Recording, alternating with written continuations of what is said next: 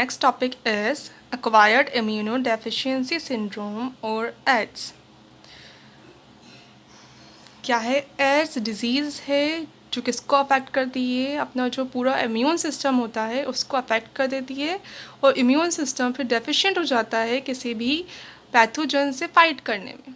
वो कैपेबल नहीं रहता किसी भी जर्म से या कोई भी फॉरेन पार्टिकल है उससे बॉडी को प्रोटेक्ट नहीं कर पाता। और अक्वायर्ड है यानी ये बर्थ के टाइम से नहीं होती, आफ्टर बर्थ किसी किसी केसेस में हो सकती है बट जेनेटिक नहीं होती, अक्वायर्ड होती है। नाउ इसका फर्स्ट जो रिपोर्ट थी वो कब आई थी? सबसे पहला इसका जो केस आया था वो कहाँ आया था? यूएसए में आया था 1981। फर्स्ट केस इसका रिपोर्ट हुआ था 1981 में यूएसए में। किसकी वजह से होती है ये? वायरल इन्फेक्टेड डिसीज़ है, वायरस की वजह से होती है। इसका जो वायरस है उसको क्या कहते हैं फिर? ह्यूमन इम्यूनोडेफिशिएंसी वायरस और HIV। टाइप कौन सा है ये वायरस का? रेट्रोवायरस। किस ग्रुप में आएगा ये वायरस? रेट्रोवायरस ग्रुप में आएगा। रेट्रोवायरस ग्रुप में कौन से वायरस आते हैं? जिनमें जेनेटिक मटेरियल होगा RNA और प्रोटीन का कवर होगा ही, एनवेलप प्रेजेंट होगा ही, और साथ में इसमें स्पेशल प्रॉपर्टी होती है रिवर्स ट्रांसक्रिप्शन की, यानी इसका जो जेनेटिक मटेरियल है RNA वो किसी दूसरे ऑर्गेनिज्म की बॉडी की सेल में एंटर करके रिवर्स ट्रांसक्रिप्शन की प्रोसेस के थ्रू DNA फॉर्म कर लेता है। फिर DNA उस जो जिस होस्ट के अंदर वो एंटर किया उसके जेनेटिक मटेरियल से के साथ कंबाइन हो जाएगा और उसके साथ फिर रेप्लिकेट होगा, जिससे किसकी कॉपीज़ बनेंगी? फिर वायरस की कॉपीज़ बनेंगी। तो किस ग्रुप को बिलोंग करेगा ये? रेट्रोवायरस ग्रुप को। और इसका जो जीनोम होगा RNA वो अनक्लोज्ड रहेगा किसी एनवेलप के अंदर। एनवेलप किसका बना होगा? प्रोटीन का बना होगा। अब ट्रांसमिट कैसे होता है HIV जो वायरस है वो कैसे इन्फेक्ट करता है? By sexual contact with the infected person, पहले भी पढ़ चुके हैं। कोई इन्फेक्टेड पर्सन है उसके सेक्शुअल कांटेक्ट में आने से ये ट्रांसमिट हो जाएगा, या फिर ब्लड किसी इन्फेक्टेड इंडिविजुअल का ब्लड अगर किसी दूसरे हेल्दी इंडिविजुअल को अपन ट्रांसफ़र कर दें, ट्रांसफ्यूजन कर दें, तब ये वो जो हेल्दी इंडिविजुअल है वो भी इन्फेक्टेड हो जाएगा।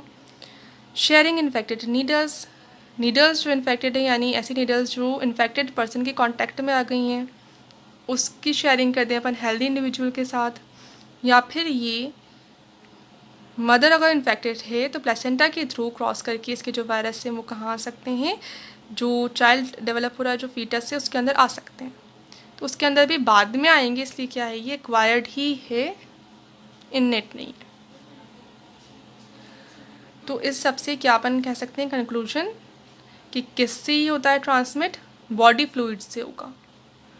कांटेक्ट में अगर अपन फिजिकली किसी की कांटेक्ट में आए, टच से, या फिर अदर जो भी मिथ्स आती हैं HIV के बारे में कि जो इंडिविजुअल हैं, पेशेंट्स जो हैं उनको सेपरेट करके रखना चाहिए, उनके कांटेक्ट में नहीं आना चाहिए, तो सिंपल कांटेक्ट में आने से ये ट्रांसमिट नहीं होगा। अगर बॉडी फ्लूइड के कांटेक्ट में आएंगे तभी जाके ये फ्लूइड ये ट्रांसफ़र होगा, क्योंकि जो HIV है वो कहाँ प्रेजेंट होता है? जो बॉडी फ्लूइड है, ब्लड है या अदर जो फ्लूइड है उसके अंदर प्रेजेंट होता है। तो ऐसे ही ये ट्रांसमिट नहीं होता, ब्लड के थ्रू ही ये ट्रांसमिट होगा, या अदर जो बॉडी फ्लूइड है उसके थ्रू ही ये ट्रांसमिट होगा। नाउ हाई रिस्क इंडिविजुअल्स, किन इंडिविजुअल्स को ज़्यादा रिस्क है किसका? HIV के ट्रांसमिशन का यानी इन्फेक्शन का, यानी जो एड्स है उसके होने का रिस्क किन इंडिविजुअल्स को ज़्यादा है? Those having multiple sexual partners, drug addicts, taking the drugs intravenously, ऐसे इंडिविजुअल जो ड्रग्स के एडिक्ट हैं यानी ड्रग्स ले रहे हैं वो कैसे? इंट्रावीनसली यानी इंजेक्शन के थ्रू। डायरेक्ट कहाँ पर? ब्लड वेसल्स जो हैं, वीन्स जो हैं वहाँ इंजेक्ट कर रहे हैं ड्रग को। तो अगर मान लो सिरिंज इन्फेक्टेड हो, नीडल जो है वो इन्फेक्टेड हो, तो फिर इन्फेक्शन हो सकता है। Individual who require repeated blood transfusion, ऐसे इंडिविजुअल जो जिनको बार बार ज़रूरत है ब्लड ट्रांसफ्यूजन की किसी भी डिजीज़ की वजह से या किसी भी कॉज की वजह से, तो उनमें भी मान लो फिर चांसेस रहेंगे कि ब्लड कैसे चला जाए, कंटेमिनेटेड चला जाए उनकी बॉडी के अंदर, तो उनको भी रिस्क रहेगा। अगर ऐसे चिल्ड्रन हैं जिनकी मदर क्या है इन्फेक्टेड है HIV से, तो उनको भी फिर रिस्क रहेगा क्या होने का, HIV होने का, क्योंकि क्रॉस कर सकता है वो प्लेसेंटा को। अपन डायग्नोसिस किससे करेंगे, इसका जो मेन मेथड होता है डायग्नोसिस का क्या होगा, एलिसा टेस्ट, एंजाइम लिंक्ड इम्यूनोसोर्बेंट एसे, ठीक है। एलिसा, ये आता है क्वेश्चन, किसकी वजह से होता है, कौन सा टेस्ट है डायग्नोसिस के लिए, तो एलिसा टेस्ट है। नो लाइफ साइकिल कैसा होता है HIV वायरस का। अब क्या करेगा ये, पहले तो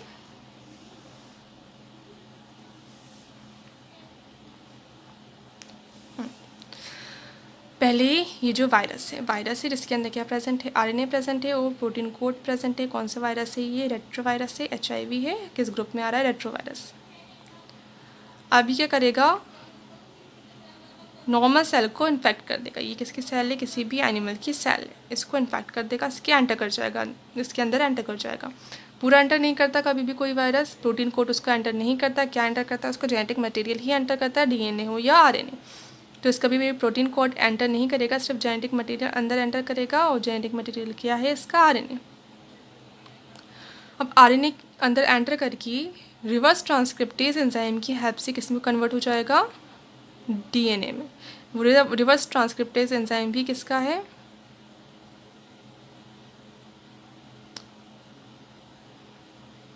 जो एनिमल सेल है उसी का है। तो उसकी हेल्प से किस में कन्वर्ट हो गया, ये DNA में कन्वर्ट हो गया। अब ये DNA कहाँ चला जाएगा, न्यूक्लियस के अंदर, और उसका जो DNA है उससे जाके ऐड हो जाएगा, कंबाइन हो जाएगा।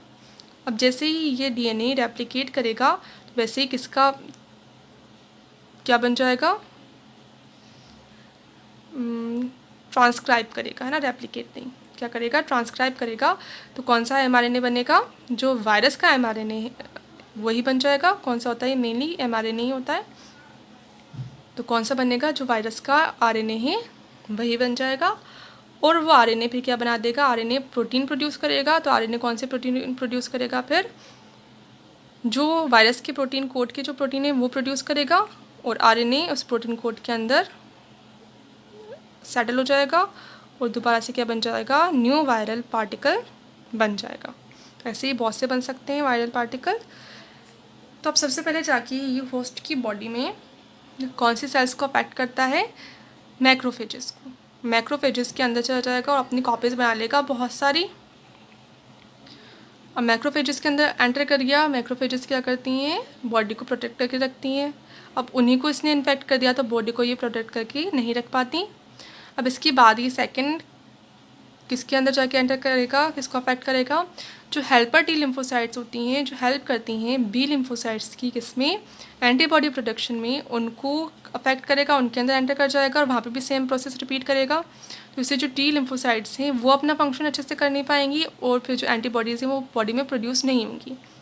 तो मेन इसका हार्मफुल इफेक्ट क्या होता है HIV का, या एड्स जो डिज़ीज़ है इसका, HIV के एंटर करने का, कि ख़ुद डिज़ीज़ इतनी ज़्यादा हार्मफुल नहीं होती। क्या ज़्यादा इसके इंडिविजुअल के लिए हार्मफुल होगा, क्योंकि ये किसको अफेक्ट कर रही है, उसके इम्यून सिस्टम को अफेक्ट कर रही हैं। तो इम्यून सिस्टम उसका फिर किसी अदर डिज़ीज़ से उसको बॉडी को प्रोटेक्ट नहीं कर पाएगा।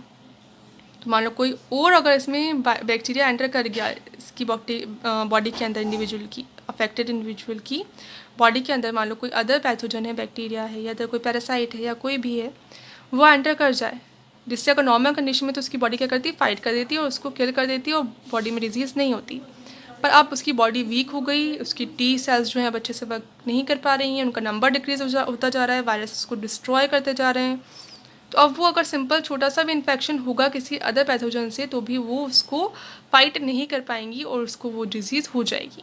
जो नॉर्मल कंडीशन में डिज़ीज़ नहीं होती इम्यून सिस्टम की प्रोटेक्शन की वजह से, अब वो डिज़ीज़ क्योंकि इम्यून सिस्टम प्रोटेक्ट नहीं कर पा रहा, वो डिज़ीज़ उसको हो जाएगी। ऐसे ही बहुत सारी डिजीज़ हो जाएंगी। तो वो जो अदर डिजीज़ हैं, लाइक TB हो सकता है या कोई भी अदर डिज़ीज़ हो सकती है, उसकी वजह से बॉडी को फिर हार्म होगा, और फिर एक्सट्रीम कंडीशंस में डेथ भी हो सकती है। जैसे यहाँ पे मेंशन किया हुआ है, माइकोबैक्टीरियम इन्फेक्ट कर सकता है। माइकोबैक्टीरियम क्या है, क्या कॉज करेगा, TB कॉज करेगा।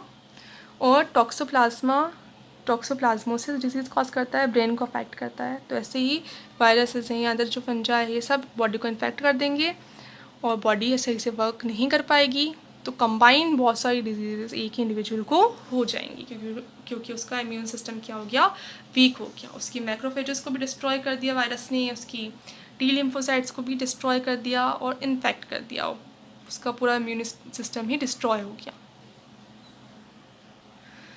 नाउ प्रिवेंटिव मेजर्स क्या हो सकते हैं, कैसे कंट्रोल कर सकते हैं। तो national AIDS control organisation established in 1991 and other non governmental organisations NGOs educate people about AIDS. तो अपन क्या करें, लोगों को एड्स के बारे में एजुकेट करें। कौन कौन वर्क कर रहा है इस फील्ड में, एक तो नेशनल एड्स कंट्रोल ऑर्गेनाइजेशन है नाको या NACO।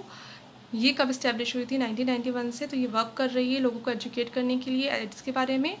और जो अदर NGOs हैं जो गवर्नमेंटल नहीं हैं, वो वर्क कर रहे हैं लोगों को इन्फॉर्मेशन देने के लिए कि एड्स के बारे में जो भी मिथ्स हैं उनको तो दूर करें, और अगर किसी को सिम्टम्स दिखें तो वो डॉक्टर से कंसल्ट करें, और पेशेंट्स को अपन अलग ही नहीं कर दें, उनकी देखभाल करें। तो ऐसे ही बहुत सारी जो नॉलेज होती है वो देती हैं ये पीपल को।